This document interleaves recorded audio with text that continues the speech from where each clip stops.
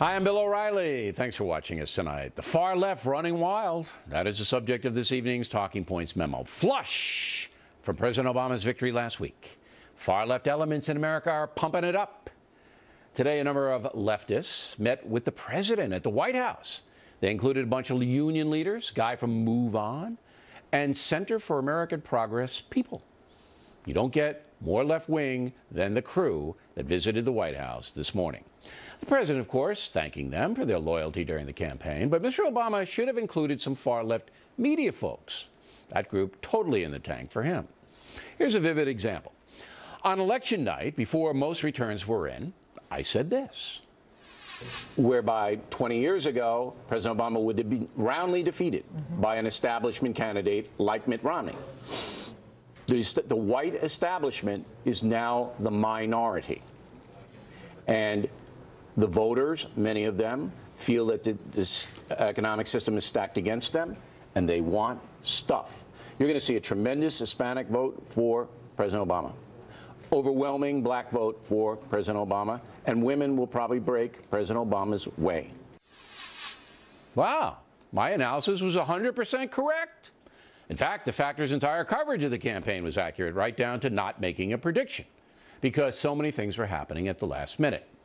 Now, 30 minutes after I made those remarks, which were kind of matter of fact, the far left website started to crank on up.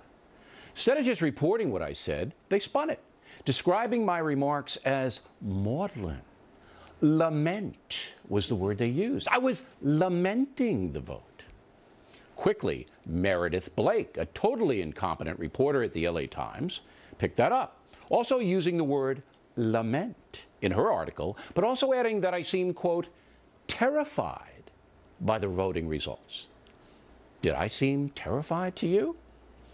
Then left-wing loon Brian Lowry piled on. Writing in Variety, he said, quote, hosts like Bill O'Reilly lamenting the shift in the U.S. electorate. And the lamenting went on, article after article after article, falsely claiming that I was somehow wringing my hands rather than stating sage opinion. That led actor John Leguizamo to say this. I know Bill O'Reilly feels like America's changed and it's no longer in the control of white power, but it never really has been. It's been a false power. I mean, this country was founded by Latin people. So now I'm a white power guy. I went from analyzing the election vote, matter-of-factly, to being David Duke. Isn't that nice? And this happens all day, every day in the far-left media. And it's getting serious. The Obama campaign demonized Mitt Romney as a predatory capitalist, as a heartless man who even participated in the death of an innocent woman. These people have no shame, none. But the worst part about it is, no one holds them accountable because most people fear the far left. They're afraid of them because they are so vicious. Vicious. So here's what I really lament. We're now living in a dishonest culture. The media is totally corrupt in this country. It does things that it could never have gotten away with even 10 years ago. There are entire media operations that exist solely to promote ideology. Obviously a bad situation that is getting worse. And that's a memo. Now for the top story tonight, reaction with us, our Barack and a Hard Place duo, Alan Combs and Monica Crowley.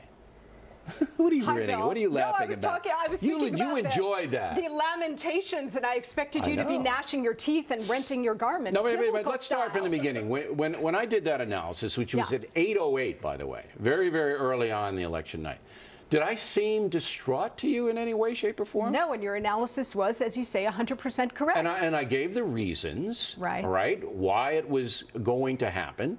And you know, when people heard that, they got mad at me. I got emails right off the jump. I didn't want to do it. Right, because it was early in the evening and people thought they didn't like me saying that those groups were going to vote for President Obama, which of course they did. lamenting, Holmes. Did you see any? Did you pick up any? I lament so many things on a daily basis. And you should. Being Alan Holmes, if I were you, I'd just But I told you Obama would win. I told you he was going to win. You did. Look, You're an oracle.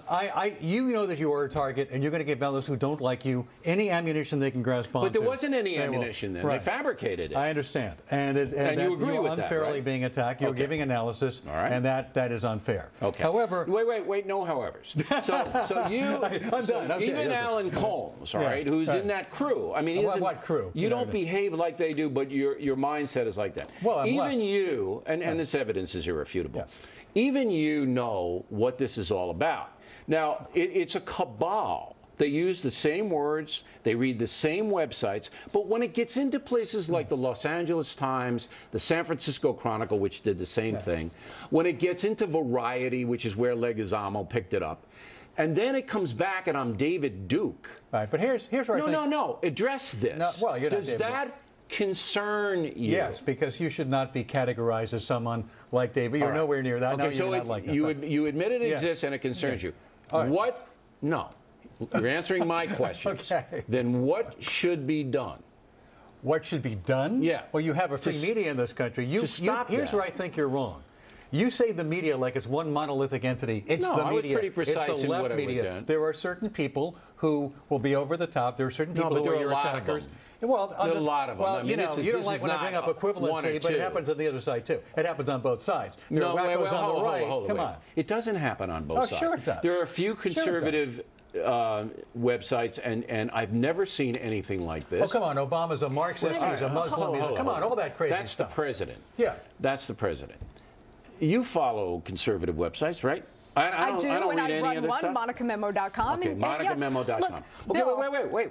Holmes just said what I just presented happens on the right, too. Yes, because I don't follow it, does it? It does not happen the way you describe on the right. Look, I wrote a whole book about this called What the Bleep Just Happened. What you were describing are the far-left kooks, and there's a real distinction to be made between your father's and grandfather's Democratic Party, the party of Harry Truman that dropped the A-bomb on Japan to stop World War II, the party of JFK, which lowered tax rates to get job creation and economic growth, and the far-left nuts who are now running the country, not only at the highest levels of government, but in the media and the unions and George Soros and now on. They are extreme to the nth degree. That's her opinion. It's a very important distinction to be made, and you need to understand it. I got to get this question in. Today, we had a bunch of people going, as I set it up, to the White House. The one that stuck out to me is Move On. Now, Move On was the one that put out the ad, and they spent $17 million putting out attack ads. And the one ad had two senior women cursing, "We'll burn this mother effer down if Barack Obama doesn't win." If you're the president of the United States, do you invite the leader of this crew to the White House? I don't know. First of all, I don't know who did that ad. I don't know. No, Move On did it. I just told you. Move On who? Who would Move On? No. Move On, the organization paid for. Bill, let me just get this out, because you characterize, you don't get further. So you don't want to answer that question, by the way? No, I don't. I have no problem with inviting Move On to the White House. You have no problem, even after whatsoever. they did that kind of stuff. I don't know who specifically did that. Move On did it. You said, I got to get this out. You said that they don't get further left than the people who were invited to the White House today. That's true. Like they're all a bunch of commies. Center on budget and priorities. Respected groups who want to preserve Social Security and Medicare. These are not far-left loons that were invited to the White House today. Was there. Go ahead, last word. I just want to say that the current group of the far-left maniacs who are running the country and deliberately destroying the foundational principles of this country are the extreme. And now they have penetrated the media, the unions, the government. They are in every aspect. They're running Hollywood. They're running the culture. And unless and until we understand that this is a very extreme you are defining faction the now, establishment as far-left loons. That's all they are. That is not what the Democratic Party is. Different ball of wax we're dealing with here. I think we have proved here that, as Monica just said, that extremism has now gotten into the fabric of the Los Angeles Times, the San Francisco Chronicle. You're trying to define the media and the Democratic Party as a bunch of far-left loons, as opposed to the main. Well, they're not. That's what we just said. I got to go. Thank God. Next on the run.